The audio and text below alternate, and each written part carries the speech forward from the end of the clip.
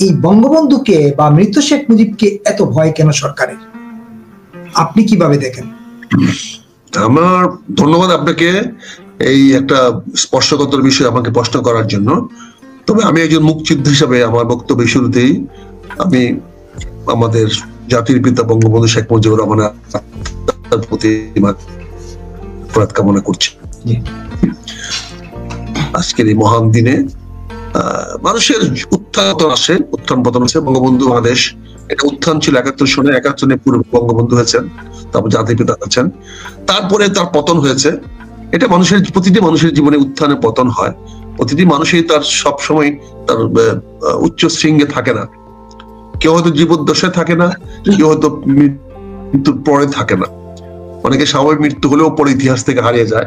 যেমন আজকে আমরা রাশিয়া থেকে লেনিন কিন্তু বহু বছর পরে রাশিয়ার ইতিহাস থেকে হারিয়ে গেছে। এরকম পৃথিবীতে অনেক কিছু আমরা দেখতে পারি, মানুষের উত্থান পতন হয়। আজকে বঙ্গবন্ধুর পতন হয়েছে 15 আগস্টে। সেটা আমাদের ইতিহাস, সেটা পক্ষে বিপক্ষে আমরা অনেক কথা বলেছি। আমরা মুক্তিযুদ্ধ হিসাবে ওনার বিরুদ্ধে অবস্থান নিয়েছিলাম। আমরা 15 আগস্টে ওনার বিরুদ্ধে অবস্থান নিয়েছিলাম। একজন মুক্তিযুদ্ধ হিসাবে, তৎকালীন সামরিক বাহিনীর অফিসার হিসেবে আমরা কিন্তু 75 সনের বঙ্গবন্ধু শেখ মুজিবুর রহমানের বিরুদ্ধে অবস্থান নিয়েছিলাম বলে বাংলাদেশের রাজনীতির পরিবর্তন হয়েছিল। এবং আপনি জানেন যে শহীদ রাষ্ট্রপতি জিয়াউর রহমানের নেতৃত্বে পরবর্তীতে বহুদলীয় রাজনীতি বাংলাদেশে কায়েম হয়েছিল। কিন্তু আজকে যে আপনি বলছেন সরকারের ভয় কেন, আমার মনে হয় এই সরকারটা এখন বিভিন্ন ভাগে বিভক্ত হয়ে গেছে, একক কোনো সরকার নাই। ডক্টর ইউনূস সাহেবের যে সরকারটা, সেই সরকারটা এখন অনেকটা ছোট হয়ে গেছে। কারণ আপনি জানেন ডক্টর ইউনূস সাহেব ইতিমধ্যে ঘোষণা দিয়েছেন যে আগামী ফেব্রুয়ারি মাসে রোজার আগে একটি নির্বাচনের আহ্বান জানিয়েছেন এবং নির্বাচন দিবেন। কিন্তু তাই নয়, উনি সম্প্রতি মালয়েশিয়া সফরে গিয়ে উনি বলেছেন যে রোজার আগে অবশ্যই নির্বাচন হবে এবং তিনি একটি নির্বাচিত সরকারের কাছে ক্ষমতা হস্তান্তর করবেন। সুস্পষ্ট দিকে আশা জাগিয়েছে, আশা জাগানিয়া সৃষ্টি হয়েছে। এখানে আমার মনে হয় সরকারের মধ্যে ডক্টর ইউনূস একগরে হয়ে যাচ্ছে। ইতিমধ্যে আপনারা শুনেছেন যে 8 জন উপদেষ্টা সম্বন্ধে অভিযোগ আনা হয়েছে যে তারা বিভিন্ন দুর্নীতির সঙ্গে জড়িয়ে গেছে। হঠাৎ করে 8 জনের নাম কেন আসলো? আমরা যেটা প্রান্তরে জানতে পারলাম যে ভিতরে অনেক উপদেষ্টারা এই নির্বাচনের কার্যক্রমের সঙ্গে একমত নন। তারা চাচ্ছিলেন ডক্টর ইউনূস সাহেবের কাঁধে বন্দুক রেখে আরো কিছুদিন ক্ষমতার স্বাদ ভোগ করার জন্য। ফলে তারা সবসময় জুজুর ভয় দেখায়। তারা এখন শেখ হাসিনা পরাজিত হওয়ার পরে, শেখ হাসিনা করার পরে তারা শেখ হাসিনাকে না পেয়ে এখন এই 32 নম্বর ভেঙে তারা হিরোইজম দেখার চেষ্টা করেছেন, তারা মহানায়ক হওয়ার চেষ্টা করেছেন। দুর্ভাগ্য করে দেখেন আজকে যত বেশি আঘাত করা হচ্ছে বঙ্গবন্ধুকে, ততই বেশি বঙ্গবন্ধু আরো শক্তিশালী হয়ে উঠছেন। কেউ বুঝতে পারছেন না। আপনি বঙ্গবন্ধুকে তো আপনি এই জনগণের মন থেকে নিশ্চিহ্ন করতে পারবেন না। ওই পুরনো প্রজন্মকে তো পারবেনই না। নতুন প্রজন্ম তো বাংলাদেশকে গর্ব করতে গেলে বঙ্গবন্ধুর নাম আসবে, শহীদ রাষ্ট্রপতি জিয়াউর রহমানের নাম আসবে, মৌলানা ভাসানীর নাম আসবে। এই নামগুলো তো মুছবেন কি করে? বাংলাদেশের সঙ্গে এদের নামগুলো আসবে, মনি সিং এর নাম আসবে, কমিউনিস্ট নেতা মনি সিং এর নাম আসবে, মুজাফফর আহমদ সাহেবের নাম আসবে। এখানে যে যত কিছু বলুক, এখানে আমাদের বিভিন্ন রাজনৈতিক তৎকালীন যে বড় বড় নেতারা ছিলেন তাদের নাম ঘুরে ফিরে আসবে। এই দেশের ছাত্র আন্দোলনের যে প্রধান পুরুষ তোফায়েল আহমেদ বলেন বা আসম রব বলেন, নূর আলম খান বলেন, আব্দুল কুদ্দুস মাখন বলেন, তাদের নাম আসবে। কারণ তারা সেদিন 69 ছাত্র আন্দোলনে নেতৃত্ব দিয়ে তৎকালীন পাকিস্তান বা তথা বাংলাদেশ সৃষ্টির পিছনে তারা ভীষণ অবদান রেখে গেছেন। এগুলো আপনি অস্বীকার করবেন কি করে? আর এগুলো অস্বীকার করতে গেলেই আপনার রাজনৈতিক অবস্থান তো স্পষ্ট হয়ে যায়। আপনি যদি আজকে বাংলাদেশ না মানেন, আজকে যদি আপনি বাংলাদেশের পতাকা না মানেন, আজকে যদি আপনি বাংলাদেশের স্বাধীনতা না মানেন, বাংলাদেশের সার্বভৌমত্ব না মানেন, বাংলাদেশের সংবিধান না মানেন, আজকে বঙ্গবন্ধু শেখ মুজিবকে না মানেন, তাহলে আপনি তো আপনার অবস্থানে তো বাংলাদেশের বিপক্ষে দাঁড়িয়ে যাচ্ছে, স্বাধীনতার বিপক্ষে দাঁড়িয়ে যাচ্ছে। এটা তো আপনি আগামী প্রজন্মের কাছে কি করে সান্ত্বনা দিবেন? একটি প্রজন্ম কি করে তার স্থপতিদিকে অবিশ্বাস করবে, তাদেরকে অস্বীকার করবে? আজকে কি মার্কিন যুক্তরাষ্ট্রে জর্জ ওয়াশিংটন, জেফারসন এদেরকে কি আপনি অস্বীকার করতে পারবেন? ওয়াশিংটন জেফারসনের মধ্যে বিরোধ হয়েছে, পরবর্তী বিরোধ হয়েছে, কিন্তু মার্কিনীরা কি কোনোদিন অস্বীকার করতে পারবে তাদের অবদান? আজকে বিজেপি যত কিছুই বলুক, জওহরলাল নেহরুকে অস্বীকার করতে পারবে? তারা জওহরলাল নেহরু কংগ্রেসের পার্টির বিরুদ্ধে, কিন্তু তারা কি জওহরলাল নেহরুকে বা এমনকি আসে তারা কঠোর বিজেপির লোকেরাও তো গান্ধীকে অস্বীকার করতে পারবে না। মহাত্মা গান্ধীকে তারা মহাত্মা গান্ধী বলতে হবে, সেখানে তারা অস্বীকার করতে পারবে না। আজকে পাকিস্তানিরা মুসলিম লীগকে ক্ষমতাচ্যুত করেছে, মুসলিম লীগকে বারবার ক্ষমতাকে দূর করে দিয়েছে, এমনকি ইমরানের পার্টি আসছে, ভুট্টোর পার্টি আসছে ক্ষমতায়, কিন্তু তারা কি মোহাম্মদ আলী জিন্নাহ, কায়েদে আজমকে অস্বীকার করতে পারেছে? লিয়াকত আলী খানকে অস্বীকার করতে পারেছে? তারা কি পারতেছে? এটা সম্ভব না। ইতিহাসের চাকা ঘোরানো যায় না। ইতিহাসকে অস্বীকার করতে গেলে নিজেরাই অস্বীকার হয়ে যেতে হয়। ইতিহাসকে যারা বাস্তবতার দিকে দেখে না, ইতিহাস অস্বীকার করার চেষ্টা করে, সময় হারিয়ে যায়। আজকে ডক্টর ইউনূসকে দিয়ে একটা কথা বলানো হয়েছিল যে আমরা বাটন রিসেট করে দিয়েছি। ডক্টর ইউনূস সাহেব কথাটা বলার পরে কিন্তু আর জীবন রিপিট করেন নাই, উনি কিন্তু এই বক্তব্যটা রিপিট করেন নাই। ডক্টর ইউনূসকে আমরা অনেকভাবে হয়তো আমরা তাকে ভুল বুঝেছি, তার প্রতি আমাদের প্রত্যাশা যা ছিল আমরা অনেক সময় করি সেই প্রত্যাশা পূরণ করতে পারবেন না। কিন্তু গত 5 আগস্ট উনি যখন ঘোষণা দিলেন, 28টি দফা দিলেন জুলাই ঘোষণা হিসাবে, এবং একই দিন রাত্রিবেলা উনি যখন জাতির উদ্দেশ্যে ভাষণ দিয়ে বললেন যে আমি যথাশীঘ্র একটা নির্বাচনের তারিখ ঘোষণা করব এবং আমি নির্বাচনের তারিখ জানিয়ে দেব। এবং ঠিক 24 ঘন্টার মধ্যে পরের দিন 6 আগস্ট উনি একটা চিঠি দিয়ে নির্বাচন কমিশনকে স্পষ্ট করে বলে দিলেন যে আগামী রোজা 2026 সনে রোজার আগে আপনি একটা নির্বাচনের ব্যবস্থা করেন, ও সেটা যেন যে কোনো অবস্থাতে রোজার আগে হয়, অর্থাৎ 14-15 বা 15 জুলাই যদি ফেব্রুয়ারি নির্বাচন রোজা হয় বা 16 হয় তার আগে। এই জন্য আমরা অনেকেই ভাবতেছি হয়তো আগামী 12 ফেব্রুয়ারি বা এর আশেপাশে কোনোদিন হয়তো নির্বাচনের তারিখ ঘোষণা করা হবে, এবং সারা জাতি আজকে নির্বাচনের জন্য প্রস্তুতি নিচ্ছে এবং সবাই একটা সুন্দর গণতান্ত্রিক পরিবর্তনের দিকে এগিয়ে যাচ্ছে। কিন্তু হঠাৎ করে দেখলাম গতকালকে এই সরকারের তথ্য সচিব সরকারে কেউ না, তথ্য সচিব হলেন, সরি আমি একটু পরিষ্কার করে বলি, প্রধান উপদেষ্টার তথ্য সচিব বা প্রধান উপদেষ্টা প্রেস সচিব একটা চাকরি, কমপ্লিটলি একটা চাকরি, এবং ওনার ব্যক্তিগত স্টাফ প্রেস সেক্রেটারি, তথ্য সচিব press secretary, absolute staff, he is nobody. সে গভর্নমেন্টের কিচ্ছু না, সে সরকারের কোনো অংশ না। সরকার মানে তার কামলা কুমলা না। প্রধান উপদেষ্টার বাসায় ওই অনেক ওয়েটার আছে, ম্যাচ ওয়েটার আছে যারা ওনাকে চা পান খাওয়ায়, তাহলে ওরা কি সরকার? ওনার বাড়িতে ভিতরে বুয়া আছে যারা রান্না বান্না করে দেয় ওনাকে, তাহলে সেও কি সরকার? তো এই প্রেস সচিব এরকম একটি ওনার কর্মচারী, ওনার একজন ব্যক্তিগত কর্মচারী, সে বিভিন্ন রাষ্ট্র ব্যাপারে বিভিন্ন বয়ান দেয়, এটাই সমস্যা সৃষ্টি করছে। সে হঠাৎ করে কথা নাই বার্তা নাই বলছে 15 আগস্টের দিন কেউ ঘরতে বেরোতে পারবে না। আরে বেটা, তোমার বাবার দেশ এটা, কে ঘরতে বেরোবে না করবে, কে কাকে মানবে, কে কাকে? আরে ভাই, এটা যে কোনো মানুষের মৃত্যু দিনে মিলাদ পড়ানোর ইসলামিক জায়েজ। শেখ মুজিব তোমার বাপ হইতে না পারে, কিন্তু আরেকজনের তো বাপ, আমার মতো বহুত লোকের তো বাপ মনে করে তাকে, তার অধিকার তুমি হরণ করে ফেলবা। তুমি একটা যদি প্রধান উপদেষ্টা হিসেবে বলতেন আমরা এটা প্রতিবাদ করতে পারতাম, কিন্তু ওনার একটা কর্মচারী, প্রেস সেক্রেটারি কর্মচারী, আমি তো বললাম যে ওই ওনার অফিসে অনেক কর্মচারী আছে, তার চা খাওয়ায় কি কর্মচারী না? প্রধান উপদেষ্টার কর্মচারী না? বলেন, তাহলে সে কি আমি সরকার? তাহলে এই কথাটা বলে একটা বিভ্রান্ত ছড়িয়ে দিয়েছে। আর আপনি যেটা বলেন যে বিএনপির লোকেরা গেছে, আমি অত্যন্ত বিনয়ের সঙ্গে এবং দৃঢ়তার সঙ্গে বলতে চাই, বিএনপির কোন লোক যায় নাই। আমাদের দেশে কিছু লোক আছে, এটি আপনি প্রমাণ করলেন যে ছাত্র শিবিরের একটা ছেলেকেও আঘাত করেছে। তার মানে কি হচ্ছে? ছাত্র শিবিরের ছেলেটাকে ছাত্র শিবিরের লোককে চিনি, আমরা চিনি না।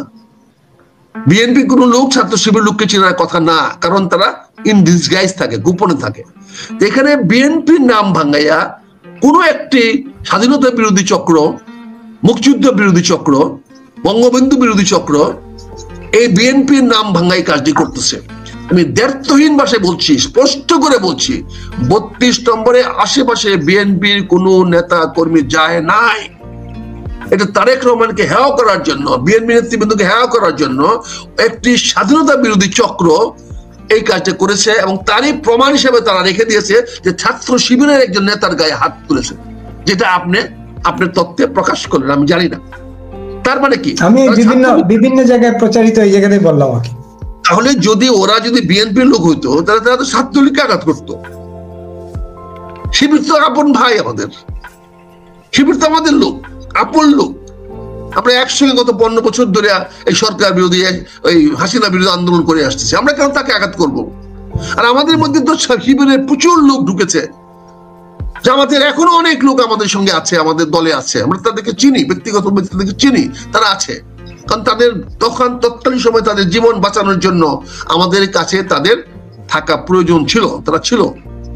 এখন যারা গিয়েছে, আপনি যাদেরকে বলতেছেন 32 নম্বরে গিয়ে যারা মানুষকে হয়রানি করার চেষ্টা করছে, তারা কেউই বিএনপির লোক না।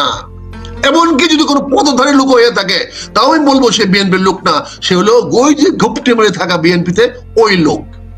এবং তারেক রহমান সাহেবকে বেকায়দা ফেলানোর জন্য, বিএনপির নেতৃত্বকে বেকায়দা ফেলানোর জন্য ওরা 32 নম্বরে গেছে।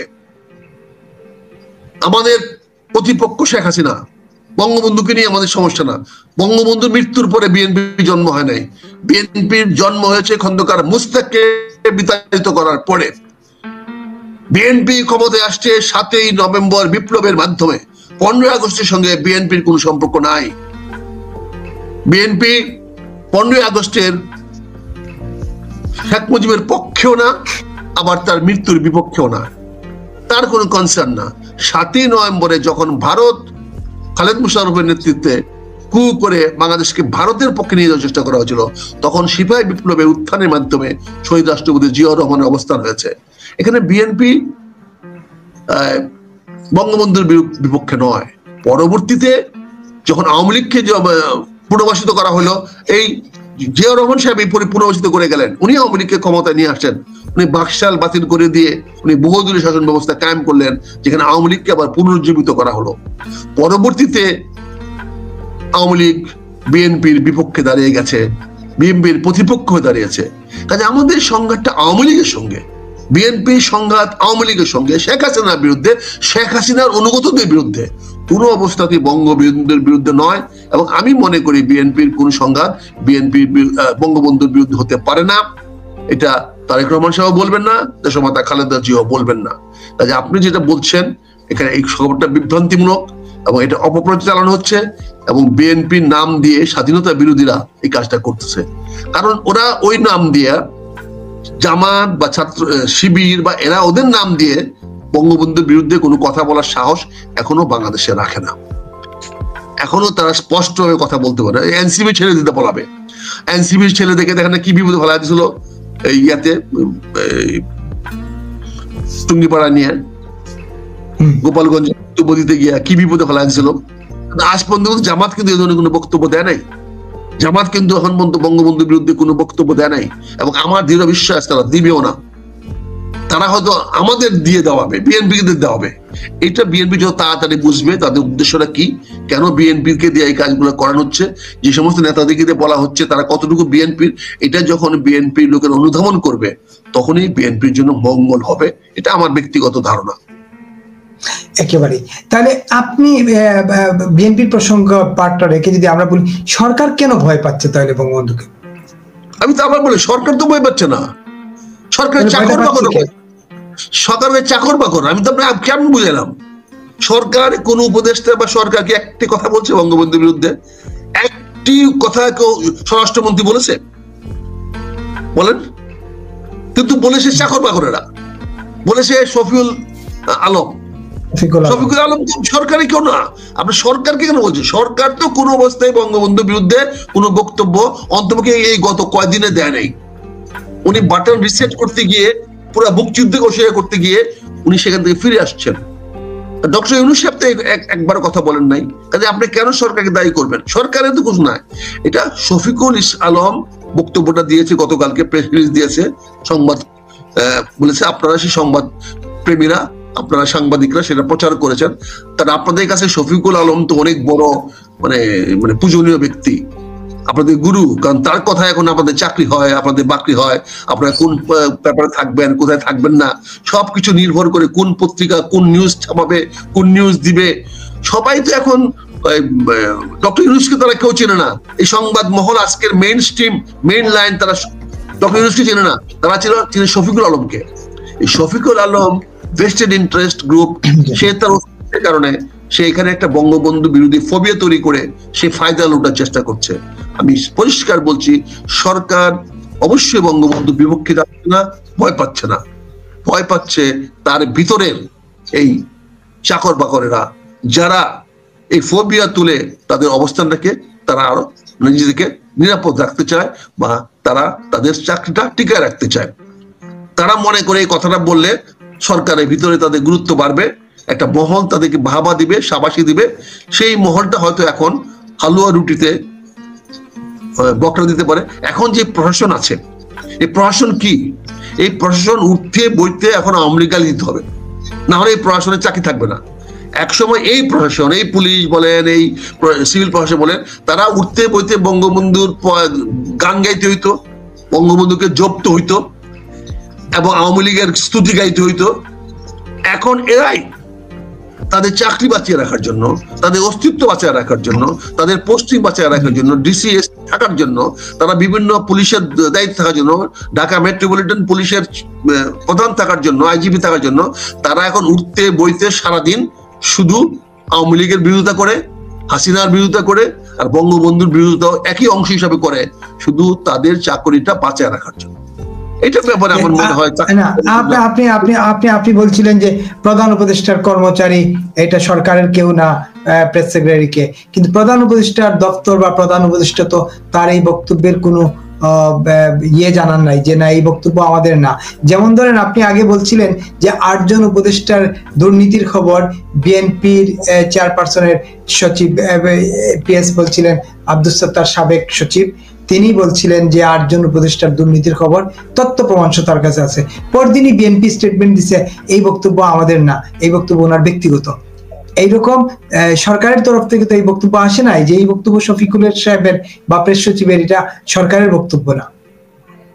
এখন কোথার সঙ্গে কি ধান বানতে ঘি? আপনি এখন প্রশ্ন হয়েছে যে এখানে ডক্টর ইউনূস সরকার তো একঘরে হয়ে গেছে, প্রথম শুরুটাই করছিল এইভাবে। ফার্স্ট স্টার্টিং ডে ছিল যে উনি এক ঘরে হয়ে গেছেন, ওনার সঙ্গে এখন আর ওনার সাঙ্গপাঙ্গরা নাই, উনি এখন অনেকটা বন্দি অবস্থায় চলে গেছেন। সেনাবাহিনী ওনার সঙ্গে নাই, পুলিশ বাহিনী ওনার সঙ্গে নাই, এনসিপি নাই, এনসিপি ছেলেদেরকে এখন ধ্বংস করে দিয়েছেন, শফিকুল আলম তার সঙ্গে নাই, এই 8 জন উপদেষ্টা তার সঙ্গে নাই। কাদের সঙ্গে কার নিয়ে কথা বলবে? তার কথাটা তো প্রচার করবে কে? তাহলে তো সে প্রতিদিন জাতির উদ্দেশ্যে ভাষণ দিতে হবে। আপনি কিন্তু স্পষ্ট করে দিয়ে আসছেন যখন বলছেন, ওনার এই কথাটা বলার কি দরকার ছিল মালয়েশিয়াতে গিয়া যে নির্বাচন যথাসময় হবে এবং উনি নির্বাচিত সরকারের কাছে ক্ষমতা হস্তান্তর করবেন। এই কথাটা কি ক্যাবিনেটের সিদ্ধান্ত হয়েছে? এটা কি ওনার পরিষদে, ওনার উপদেষ্টা পরিষদে বসে আলোচনা হয়েছে, কথা হয়েছে, সিদ্ধান্ত হয়েছে? বলে সিদ্ধান্ত নম্বর কত আমাদেরকে জানান। হয় নাই। কাজেই আমি পরিষ্কার বলতে চাই, সরকারের ভিতরে একটা সরকার দাঁড়িয়ে গেছে। সেই সরকার এখন বেকায়দায় ফেলে দিতে চাচ্ছে ডক্টর ইউনূসকে, তারা চাপের মুখে রাখতে চাচ্ছে যাতে ডক্টর ইউনূস এই বাংলাদেশের জনগণের জন্য, মানুষের জন্য কল্যাণকর কিছু করতে না পারে। আপনি দেখেন আমাদের অতীত ইতিহাস করে দেখেন না, প্রতিটা সরকার কিভাবে অসহায় করে ফেলি, তার পারিপার্শ্বিকতা যাদেরকে নিয়ে আমরা শক্তিশালী করি তাদের হাতে আমরা কিভাবে বন্দী হয়ে যাই। আজকে ডক্টর ইউনূসের সঙ্গে কিন্তু এনসিপির ছেলেরা দেখা করতে পারে না। আজকে হাসনাতের ক্ষমতা নাই দেখা করার ডক্টর ইউনূসের সঙ্গে। এখন আজকে কিন্তু সার্জিস চাইলেই এখন দেখা করতে পারবে না। এই যে উপদেষ্টা এনসিপি যে প্রধান নাহিদ ইচ্ছা করলে এখন গিয়ে প্রধান উপদেষ্টা দেখা করতে পারবে না। আজকে দেখেন, আপনি বাস্তবে দেখেন হবে না। এখন দেখা করতে হলে তাকে ওই নর্মাল চ্যানেলে যেতে হবে, যে চ্যানেল আমাকেও দেখা করার জন্য যেতে হবে, আপনাকেও দেখা করার যেতে হবে, ওই নর্মাল চ্যানেল ফলো করতে হবে। আজকে আপনি বাস্তবতাগুলো আপনি অনুধাবন করার চেষ্টা করেন। আজকে আসিফ মাহমুদের বিরুদ্ধে লাগাতার ভাবে আজকে কথা বলা হচ্ছে। আমার প্রধান উপদেষ্টা আসিফ মাহমুদের পক্ষে বলবে না বিপক্ষে বলবে? আসিফ মাহমুদের বিপক্ষে যে কথাগুলো বলা হচ্ছে, আসিফ মাহমুদ নিজে তো প্রেস রিলিজ করে বলেছে। আপনি আসিফ মাহমুদকে কেন টার্গেট করলেন? আপনি আসিফ মাহমুদ চাঁদা চেয়েছে, রাত্রেবেলা পুলিশে গেছে, এই রাত্রে গেলা মোটরসাইকেলে ঘুরতেছে, এইগুলা তো সরকার জানা, পুলিশের জানা, পুলিশ এগুলো প্রকাশ করে না কেন? আজকে যে ছেলেটা একটা ভিডিও ভাইরাল আপনারা বলছেন, বলা হচ্ছে, এই অপু যদি বক্তব্যটা ভাইরাল না করে যেত, তার গ্রেফতার হওয়ার আগেই তো সেটা দিয়েছে, কিন্তু গ্রেফতার হওয়ার পরে ভাইরালটা দেওয়ার কথা না। তাহলে অপু তো তার অবস্থানটাকে পরিষ্কার করে জাতির সামনে, অপুর ভাইরালটা তো অপু তো করে নাই। অপু এটাকে ভিডিও করে গিয়েছে, সে ভাবছে যে আমার উপরে একটা চাপ আসতে পারে, সে আত্মপক্ষ সমর্থন করেছে, যার অধিকার সবার আছে। আপনি সে আত্মপক্ষ সমর্থন করেছে, সে সমর্থন করে সে বলেছে, সেটা ভাইরাল হয়েছে। ভাইরাল হয়েছে কেন? সেটা মানুষের কাছে গ্রহণযোগ্য হয়েছে, মানুষ সেটা মেনে নিয়েছে। তাহলে এটা তো প্রশাসনের যে পুলিশ আছে, আমার বিভিন্ন গোয়েন্দা সংস্থা, তাদের তো বের করা উচিত।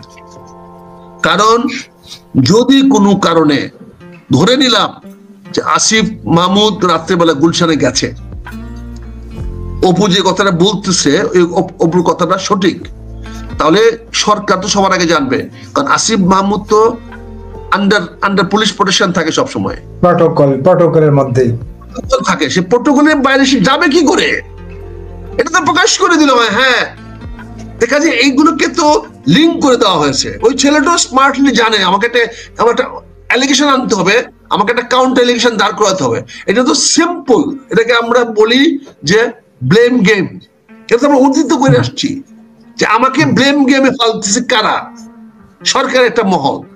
কাজে অপু সিলেক্ট করেছে যে আমাকেও একটা কাউকে আনতে হবে। সে হয়তো সফট টার্গেট হিসেবে পেয়েছে আসিফ মাহমুদকে। কারণ আসিফ মাহমুদ নিয়ে কথা হচ্ছে, তার বাবাকে নিয়ে কথা হচ্ছে, বিভিন্ন ভাবে সে কন্ট্রোভার্সি হয়েছে, তার বিভিন্ন জিনিস হয়েছে, এবং আসিফ মাহমুদকে সে সফট টার্গেট পেয়েছে, সেটা সে প্রকাশ করে দিয়েছে। এখন এই ব্যাপারে তো আমরা পুলিশের ভাষ্য দেখতে পারতাম, মেট্রোপলিটন চিফের ভাষ্য দেখতে পারতাম যে না, এই ছবিটা যে সেই বলতেছে সঠিক না। আমাদের পুলিশ রেকর্ড বলে আসিফ মাহমুদ সাহেব অর্ডার থেকে ওটা পর্যন্ত বা এই দিন ঘরের বাইরে যায় নাই। ম্যাটার এন্ডস, বিষয়টা এখানে শেষ হয়ে যায়। কিন্তু খেলাটা খেলানো হচ্ছে। আমার মনে হয় একটা ছেলে চাঁদাবাজি করছে, ধরলাম অপু সাম্মিদের বাড়িতে চাঁদাবাজি করছে, এমন কি হয়েছে যে একেবারে সারা জাতীয় নিউজে করতে হবে? এর চেয়ে বড় চাঁদাবাজি ঢাকা শহরে আরো হচ্ছে না?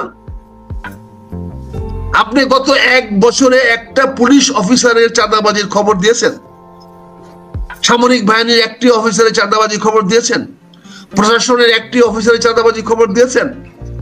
ঢাকার মেয়রের দায়িত্ব যারা পালন করতেছেন, যারা বিভিন্ন প্রশাসনের দায়িত্ব পালন করতেছেন, তারা কি পরিমাণ চাঁদা নিচ্ছে তার খবর আপনি দিয়েছেন? না দিয়ে আপনি বৈষম্য ছাত্র আন্দোলনের নেতৃত্বে যারা ছিল, 2, 3, 5 জনের যারা ছিল, সেই 5 জনের মধ্যে আপনি আঘাত করে বসলেন। 4 জনকে আপনি কক্সবাজার নিয়ে কবর দিয়ে দিলেন, জ্যান্ত কবর দিয়ে দিলেন তাদেরকে। তারা জ্যান্ত মৃত মানুষ এখন ঘুরে বেড়াচ্ছে ঢাকা শহরে, তাদের কোনো অস্তিত্ব নাই, তারা এখন অপ্রাসঙ্গিক হয়ে গেছে। আপনি গত এই 1 সপ্তাহে 5 তারিখ থেকে নিয়ে আজকে এই 14 তারিখে আপনি এদের কোনো অস্তিত্ব দেখেছেন? তাদের মিডিয়াতে কোনো নাম দেখেছেন? কোনো বক্তব্য দেখেছেন? একইভাবে আপনি আসিফ মাহমুদকে আক্রমণ করলেন। আসিফ মাহমুদ তো আমার গর্বের অংশ, এই বিপ্লবের অংশ। এই বিপ্লবকে যারা ধারণ করেছে, এই বিপ্লবকে যারা বাস্তবায়িত করেছে, তার একটি অন্যতম হিরো, অন্যতম নায়ক হলো আসিফ মাহমুদ। আসিফ মাহমুদ নিজে আসিফ মাহমুদ হতে পারে আওয়ামী লীগের টার্গেট, আসিফ মাহমুদ হতে পারে আওয়ামী লীগের টার্গেট। আওয়ামী লীগ বলতে পারে আসিফ মাহমুদ খারাপ, আসিফ মাহমুদ চোর বলতে পারে, বিকজ তার শত্রু। কিন্তু আমি কেন আসিফ মাহমুদ যখন নিজে সংবাদ সম্মেলন করে আসিফ মাহমুদ যখন নিজে সংবাদ সম্মেলন করে বলেন যে আমি নীলা মার্কেটে গিয়ে হাঁস খাই ভোর রাত্রে, না হলে আমি ওয়েস্টিন এসে খাই, এমন কি মানে মানে কি এমন কি আলাদিনের চেরাগ যে সরকারের একজন উপদেষ্টা ভোর রাত্রে নীলা মার্কেটে গিয়ে হাঁস পার্টি করতে হবে, না হইলে এসে ওয়েস্টিনে খাইতে হবে? এখন তার প্রেক্ষাপটটা তো আপনার চিন্তা করতে হবে। সে তো বলে নাই যে সে তো উপদেষ্টা হিসাবে এখন যে বেতন পায়, সে যদি রাতে 2টা-3টা পর্যন্ত সচিবালয়ে কাজ করে, সে বলেছে আমি কাজ করি, রাতে 2টা-3টা পর্যন্ত কাজ করি, অনেক সময় ঘরে এসে আমার খাবার থাকে না। এটা কিন্তু আপনার এটা দেখছেন কেন? তার ঘরে খাবার নাই, এটা দেখতেছেন না কেন? আর সেখানে নীলা মার্কেটে গিয়ে হাঁস খাওয়া তো কোটি কোটি টাকার ব্যাপার না। না, নীলা মার্কেটে গিয়ে কথা বলছেন না, নীলা মার্কেটে তো খুব না, নীলা মার্কেটে একটা লোক সিম্পল একটা উপদেষ্টা যদি নীলা মার্কেটে তার লোকজন নিয়ে খেতে যায়, এটা তো সিম্পলিসিটির লক্ষণ, এটা তো সরলতার লক্ষণ। আর ওয়েস্টিন হোটেলে গিয়ে যদি খায়, ওয়েস্টিন তো আওয়ামী লীগের হোটেল, আওয়ামী লীগের মালিকের হোটেল, সেখানে গুলশানে তার সে যদি যায়, ওখান থেকে নীলা মার্কেট না পায় খেতে আসে, সে তো ওয়েস্টিনে খাওয়ানোর মতো আর্থিক সঙ্গতি তার তো আছে, বুঝতে পারছেন না? কাজে আপনি যে ভাই যারা বলতেছেন ভাই যে আপনার চোখে সে বিএনপি, আপনি যে বলতেছেন বিএনপি ওখানে গেছে, ভাই আপনার চোখে বিএনপি, আপনার চোখে তারা বিএনপি, কিন্তু তারা তো বিএনপি না।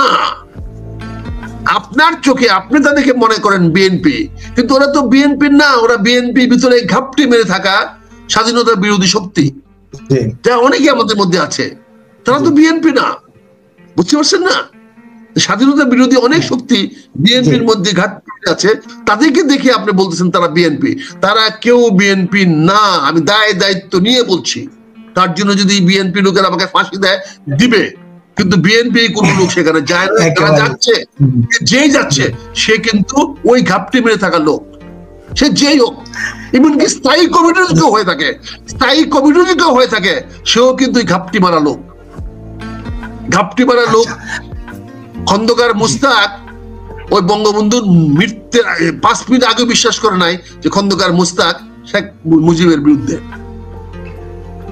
নিহত হওয়ার পরে বুঝতে পেরেছে এই সেলুকাসের মতো, হ্যাঁ ব্রুটাস তুমিও আমার বিরুদ্ধে। হ্যাঁ, সেই ব্রুটাসের গল্প, সেই ব্রুটাসের গল্প শেক্সপিয়ারের সেই নাটকের ডায়লগ কে না জানে?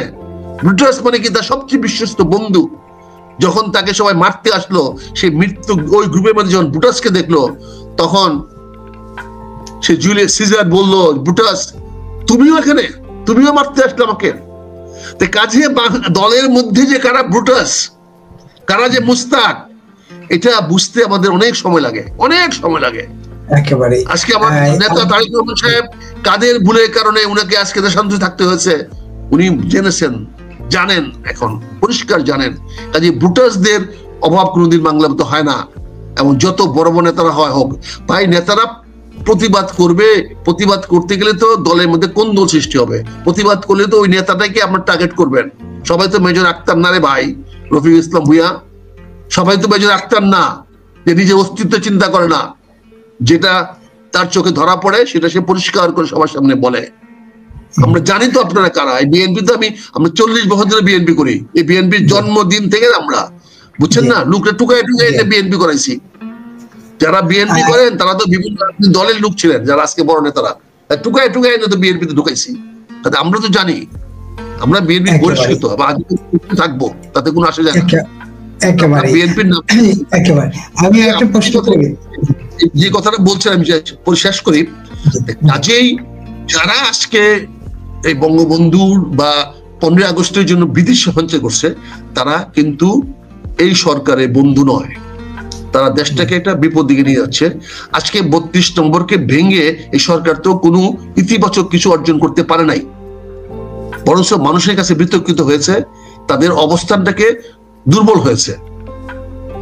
ডক্টর ইউনূসের অবস্থান অনেক শক্তিশালী হতো যদি এই 32 নম্বরের ঘটনাটা না ঘটতো।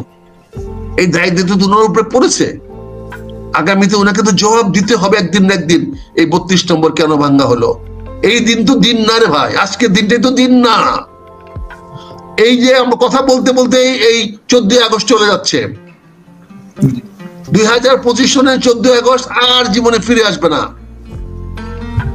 কিন্তু 25-এর আগস্ট আসবে, 26 আগস্ট আসবে, 27 আগস্ট আসবে, আবহমান কাল থেকে আগামী দিন আসবে, কতদিন আর কোনদিন ফিরে আসবে না, বিগত দিন চলে যাবে। কাজে ইতিহাসকে অস্বীকার করার চেষ্টা করবেন না। ইতিহাসকে যারা মানে নাই তারা ইতিহাসের আস্থা করে পতিত হয়েছে। আজকে বঙ্গবন্ধু তার ভুল বলেন, যাই কিছু বলেন, তার প্রায়শ্চিত্ত ওনার রক্ত দিয়ে, জীবন দিয়ে করে গেছেন। তারপরেও মৃত ব্যক্তিকে নিয়ে আমাদের এই ধরনের আলোচনা করা, এটা আমি মনে করি এটা অনুচিত, এটা করা উচিত না।